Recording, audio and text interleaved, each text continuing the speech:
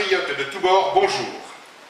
Renaissance de la République française vient de prendre connaissance de la lettre ouverte adressée à François Hollande, lettre co-signée par les généraux Pierre Coursier, Jean Duverdier, Antoine Martinez et messieurs Yvan Bloch et Nicolas Stoquet.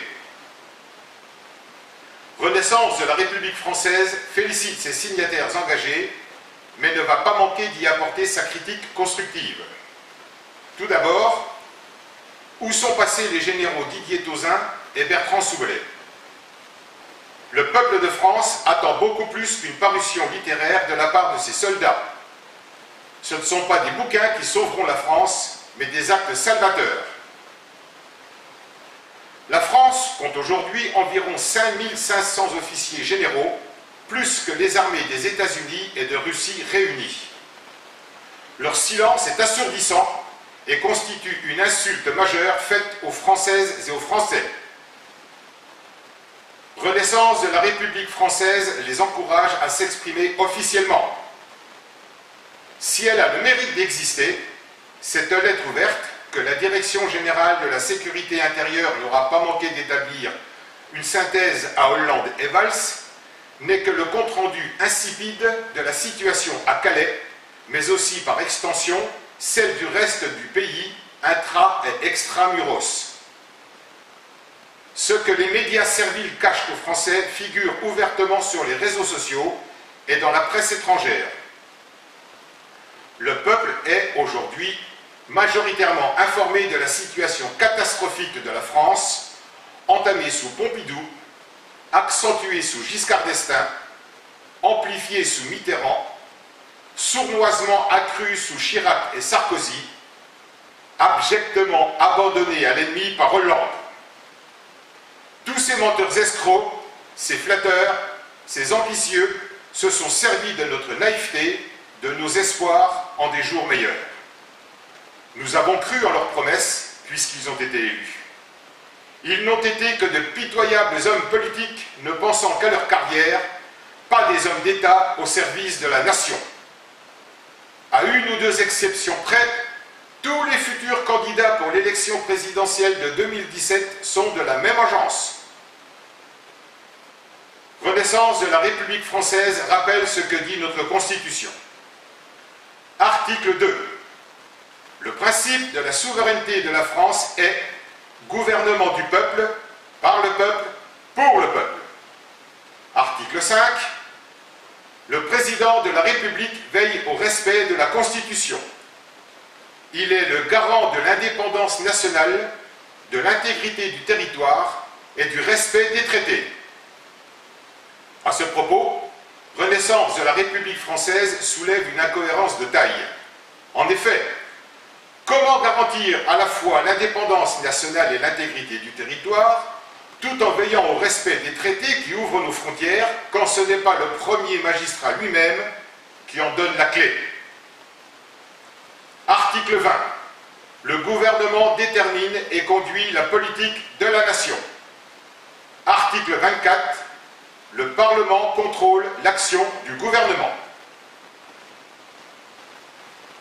Depuis plus de 10 ans, inlassablement, faisant fi des menaces, Renaissance de la République française rappelle l'existence de la deuxième déclaration des droits de l'homme et du citoyen du 24 juin 1793, plus précisément les articles 11. Tout acte exercé contre un homme hors des cas et sans les formes que la loi détermine est arbitraire et tyrannique. Celui contre lequel on voudrait l'exécuter par la violence a le droit de le repousser par la force. 25. La souveraineté réside dans le peuple. Elle est une, indivisible, imprescriptible et inaliénable. 27. Que tout individu qui usurperait la souveraineté soit à l'instant mis à mort par les hommes libres. Heureusement, pour beaucoup, l'opportuniste Mitterrand et le socialiste Banater sont depuis passés par là. 30. Les fonctions publiques sont essentiellement temporaires. Elles ne peuvent être considérées comme des distinctions ni comme des récompenses, mais des devoirs. 31. Les délits des mandataires du peuple et de ses agents ne doivent jamais être impunis. Nul n'a le droit de se prétendre plus inviolable que les autres citoyens. 33. La résistance à l'oppression est la conséquence des autres droits de l'homme. 34. Il y a oppression contre le corps social lorsqu'un seul de ses membres est opprimé. Il y a oppression contre chaque membre lorsque le corps social est opprimé. À ce propos, le général Christian Picmal et dans une moindre mesure le général Bertrand Soubelet sont des membres du corps social opprimé. 35. Quand le gouvernement viole les droits du peuple, l'insurrection est, pour le peuple et pour chaque portion du peuple, le plus sacré des droits et le plus indispensable des devoirs. Renaissance de la République française rappelle quelques extraits de sa vidéo du 14 novembre 2015, au lendemain des attentats de Paris. L'intégrité du territoire constitue un principe de droit international déjà en place dans l'Antiquité grecque. Cette intégrité du territoire évoque le droit et le devoir inaliénable d'un État souverain à préserver ses frontières de toute influence extérieure. C'est une caractéristique de la nation, lui fournissant le prétexte suffisant à l'entretien d'une armée pour en assurer sa défense. La violation de l'intégrité du territoire constitue un casus belli, une occasion de guerre.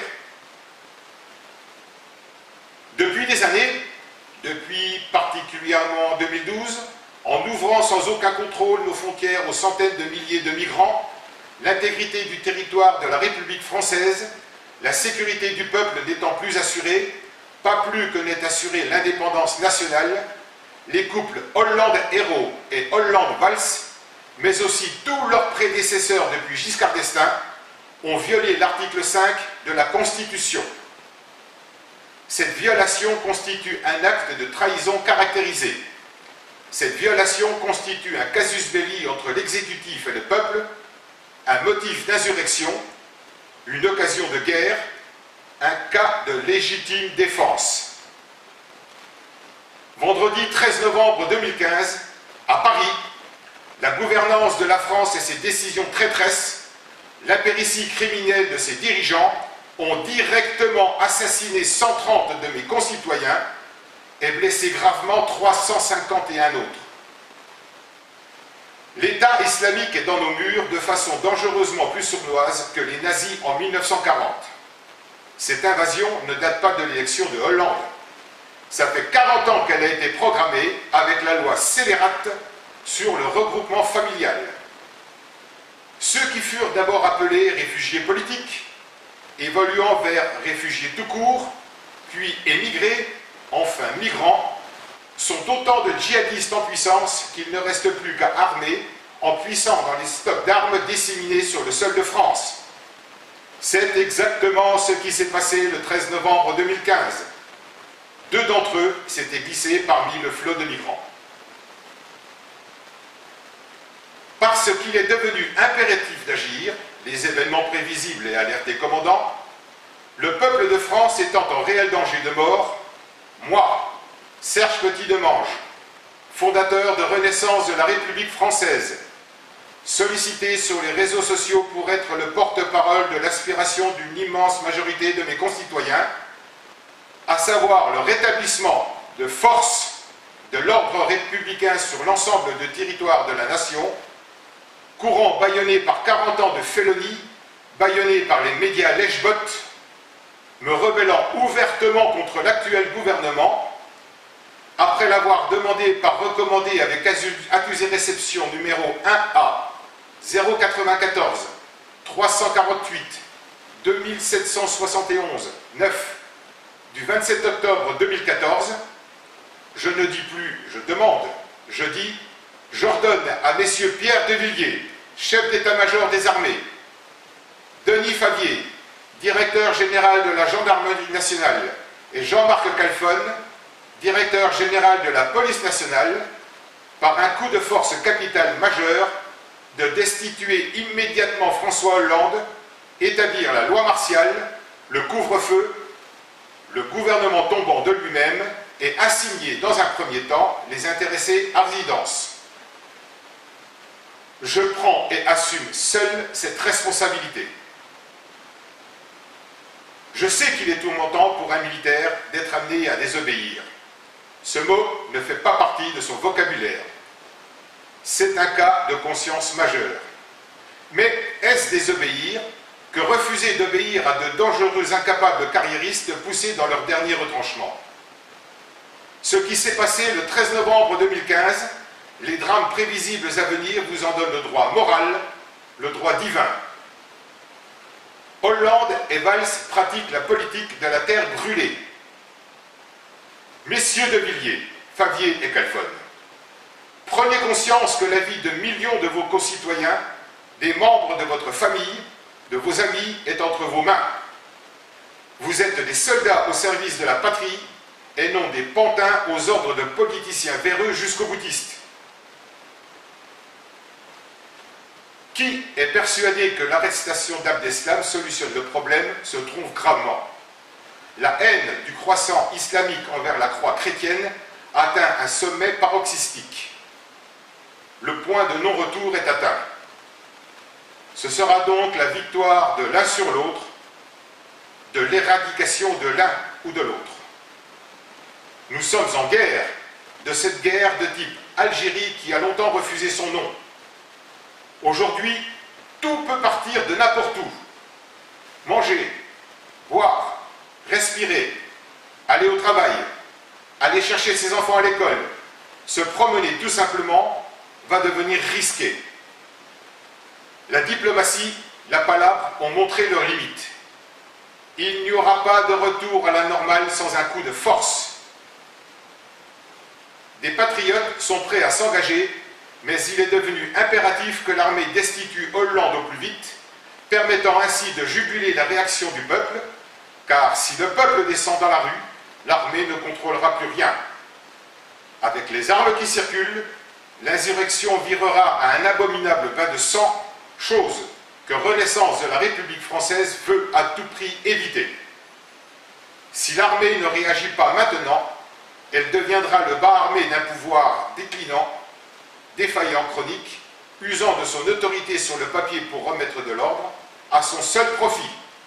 L'armée sera devenue complice de la dictature en place.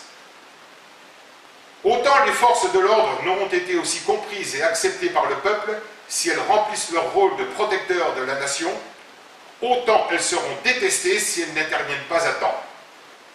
Ce n'est pas désobéir que de refuser d'obéir à un ordre venant d'un gouvernement ultra-minoritaire, y compris dans son propre camp, traître, dictatorial, acculé, en pleine débandade, sur le déclin, crépusculaire. Sauf aux aveugles et ceux qui persistent à se bercer de douces illusions, il est devenu évident que le problème de la France ne peut être solutionné par les urnes. Elles ont trop servi à asservir le peuple. Le problème peut encore être solutionné par les armes légales. C'est pourquoi je désapprouve officiellement la démarche du général Tauzin qui souhaite se porter candidat à l'élection présidentielle de 2017. D'abord, il n'a aucune chance, créant un énième faux espoir. Ensuite, il jette le discrédit sur l'armée. N'est pas Eisenhower qui veut. Par la voix de son président, Renaissance de la République française se met au service de la France. Renaissance de la République française est joignable au 06 06 71 49 69.